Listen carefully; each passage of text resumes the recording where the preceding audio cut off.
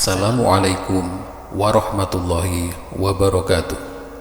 Dalam keyakinan Islam, malaikat maut adalah malaikat yang bertugas mencabut nyawa seseorang ketika saatnya tiba. Lalu bagaimana cara malaikat maut mencabut nyawa manusia? Di sebuah ruangan yang tenang, terdapat seorang pria tua bernama Ibrahim. Dia telah menjalani hidup yang panjang, penuh dengan rasa syukur dan ketaatan kepada Allah Subhanahu wa Ta'ala. Hari ini adalah hari yang telah ditentukan untuknya untuk meninggalkan dunia yang fana ini. Di sudut ruangan terdapat satu sosok yang tak terlihat oleh mata manusia biasa, tetapi Ibrahim tahu bahwa malaikat maut telah tiba. Malaikat maut adalah malaikat yang diutus oleh Allah Subhanahu wa Ta'ala untuk mengambil nyawa hambanya ketika saatnya tiba. Malaikat ini memiliki wajah yang teguh dan penuh dengan kehormatan, dengan sayap yang menakjubkan yang mencerminkan kemuliaan ilahi. Ibrahim tahu bahwa saatnya telah tiba dan dia menyambut malaikat maut dengan ketenangan yang mendalam. Malaikat maut mendekati Ibrahim dengan lembut dan bersabda, "Wahai Ibrahim, wahai hamba Allah yang setia, saatnya telah tiba bagi Anda untuk kembali kepada Allah yang Maha Mulia. Wahai hamba Allah, serahkan diri Anda dengan ketenangan dan iman." Ibrahim tersenyum dan menjawab, "Aku siap wahai malaikat maut. Saya tahu bahwa kita semua akan kembali kepada Allah pada waktunya." Kemudian malaikat maut meletakkan tangannya yang lembut di atas dada Ibrahim. Saat itu, roh Ibrahim dengan lembut terlepas dari tubuhnya yang tua. Ia merasakan dirinya mengangkat terbang ke arah cahaya yang bersinar terang, menuju kehidupan abadi di alam akhirat. Ketika rohnya mencapai cahaya itu, Ibrahim merasakan cinta dan kasih sayang Allah yang tak terlukiskan. Semua ketakutan dan kesakitan telah sirna, digantikan oleh ketenangan dan kebahagiaan yang tiada tara. Malaikat maut selesai dengan tugasnya, kembali ke alam gaib dengan tugas suci yang telah dilaksanakan dengan penuh rasa hormat. Sementara itu, Ibrahim telah menemukan kedamaian yang abadi di sisi Allah Subhanahu wa Ta'ala, di mana tidak ada lagi kesedihan, penderitaan, yang ada hanya kebahagiaan yang tiada akhir. Diterangkan dalam kitab As-Suluk dari Imqotil bin Sulaiman, malaikat maut mempunyai ranjang yang terdapat di langit ketujuh. Ada yang mengatakan di langit yang keempat, yang diciptakan dari nur atau cahaya. Ranjang tersebut mempunyai 70.000 kaki, 4.000 sayap, dan semua tubuh atau jasadnya dipenuhi dengan mata dan lidah. Dan tidak satupun anak cucu Adam atau manusia dan burung-burung yang bernyawa kecuali ada di jasadnya malaikat maut. Ada mata, wajah, tangan, dan telinga sebanyak jumlah seluruh manusia. Malaikat maut mencabut nyawa seseorang dengan tangan dan melihat makhluk dengan wajahnya. Dengan demikian, malaikat maut dapat mencabut nyawa atau ruh para makhluk dimanapun dia berada. Maka jika seseorang mati, hilanglah rupanya dari jasad malaikat maut. Diceritakan bahwa malaikat maut mempunyai 4 wajah, yaitu di depan, di kepala, di punggung, dan di bawah telapak kaki. Arwah para nabi dan malaikat dicabut dengan wajah di kepalanya. Arwah orang mukmin dicabut dengan wajah di depannya. Ruh orang kafir dicabut dengan wajah di punggungnya, dan ruh jin dicabut dengan wajah di telapak kakinya. Salah satu kaki malaikat maut berada di atap neraka jahanam, dan satunya lagi berada pada dipan atau ranjang di surga. Adapun besarnya malaikat maut adalah jika air yang ada di lautan dan sungai-sungai ditumpahkan pada kepala malaikat maut, maka air tersebut tidak akan jatuh ke bumi walaupun hanya setetes. Dan sesungguhnya Allah Subhanahu wa Ta'ala menciptakan bumi beserta seluruh isinya di dalam lambung malaikat maut, sebagaimana hidangan yang berada di atas meja dan di depannya ada seorang pemuda yang akan memakannya sesuka hati.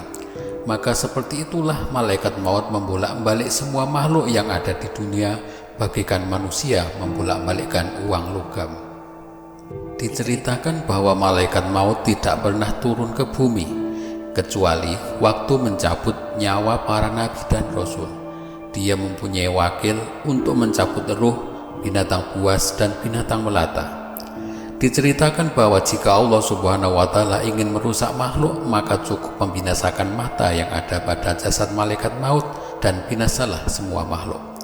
Besok ketika ditiup sangkakala dan semua makhluk mati, yang masih hidup tinggal 8 makhluk, yaitu malaikat Israfil, malaikat Mikail, malaikat Jibril, malaikat Israel, dan malaikat penyangga arsy. Malaikat maut mengetahui akhir ajal seseorang adalah ketika malaikat maut kejatuhan buku maut atau buku kematian dan sakitnya seorang hamba, dan berkatalah dia, "Wahai Tuhanku, kapankah hamba mencabut nyawa orang ini, dan dalam keadaan dan tingkah yang bagaimana aku mengangkat ruhnya?" Maka Allah Subhanahu wa Ta'ala menjawab, "Hai malaikat maut, ini adalah ilmu yang gaib buatku, dan tidak ada orang yang mengetahui selain aku.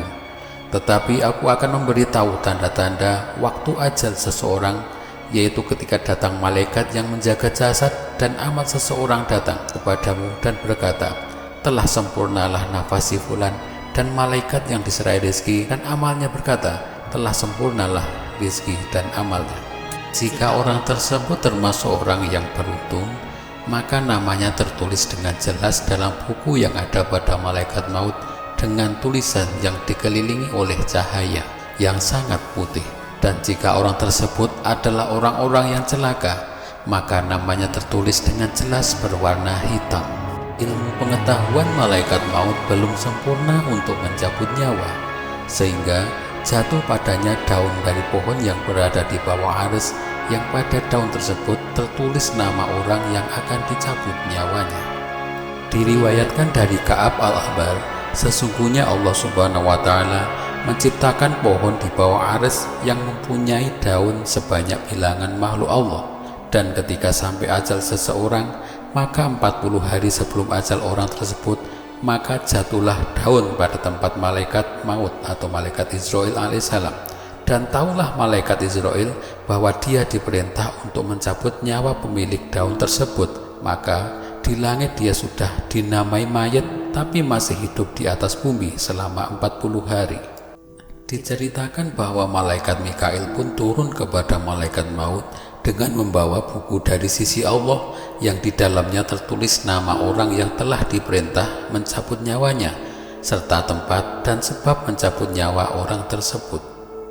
Abu Lais bercerita bahwa dari bawah arsy turun 2 tetesan pada pemilik daun, yang satu berwarna hijau dan satunya lagi berwarna putih.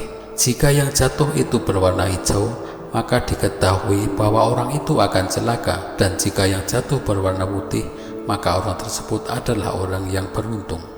Adapun untuk mengetahui tempat mati orang tersebut, maka diceritakan bahwa Allah Subhanahu wa Ta'ala menciptakan malaikat yang diserai untuk mengawasi atau menjaga setiap orang yang dilahirkan, yang dinamakan malaikat arham.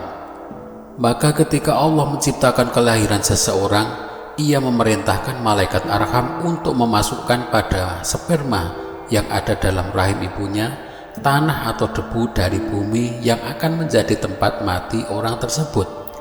Maka walaupun dia berputar-putar pergi kemana-mana ia suka, tapi akhirnya ia akan kembali ke tempat di mana tempat tanah ia berasal dan akan mati di situ. Hal ini sesuai dengan firman Allah dalam surat Al-Imran ayat 154 yang artinya, "Katakanlah, sekiranya kamu berada di rumahmu, niscaya orang yang telah ditakdirkan akan mati terbunuh itu keluar juga ke tempat mereka terbunuh." Dikisahkan dalam sebuah riwayat, pada zaman dahulu malaikat maut pernah menampakkan diri dan masuk ke rumah Nabi Sulaiman alaihi salam dan melihat seorang pemuda yang ada di samping Nabi Sulaiman. Pemuda tersebut gemetar sekujur tubuhnya. Ketika malaikat maut sudah pergi, pemuda tersebut meminta Nabi Sulaiman supaya memerintah angin agar membawanya terbang ke negeri Cina. Setelah sampai ke negeri Cina, malaikat maut datang menemui Nabi Sulaiman, dan Nabi Sulaiman menanyakan apa sebabnya malaikat maut memandang pemuda tadi. Maka dijawab oleh malaikat maut, sesungguhnya aku diperintahkan untuk mencabut nyawanya hari ini di negeri ini, yaitu negeri Cina. Aku terkejut melihat pemuda itu ada di rumahmu. Lalu Nabi Sulaiman menceritakan tentang permintaan pemuda tersebut, yaitu supaya memerintahkan angin dan membawanya terbang ke negeri Cina. Lalu malaikat maut berkata, aku telah mencabut nyawanya di negeri Cina hari ini. Dalam sebuah hadis dari Nabi Muhammad SAW, beliau bersabda, ajalnya semua hewan atau binatang itu tergantung zikirnya kepada Allah. Ketika binatang itu meninggalkan zikir kepada Allah, maka dicabutlah nyawanya, dan malaikat maut tidak ikut campur dalam hal ini. Diceritakan bahwa Allah lah yang mencabut nyawa semua makhluk, tetapi dinisbatkan kepada malaikat maut. Sebagai contoh, dinisbatkannya orang yang mati kepada sebab orang yang membunuhnya, dan orang yang mati karena menderita suatu penyakit. Ini sesuai dengan firman Allah yang artinya Allah memegang jiwa ketika matinya. Quran Surat Az-Zumar ayat 42.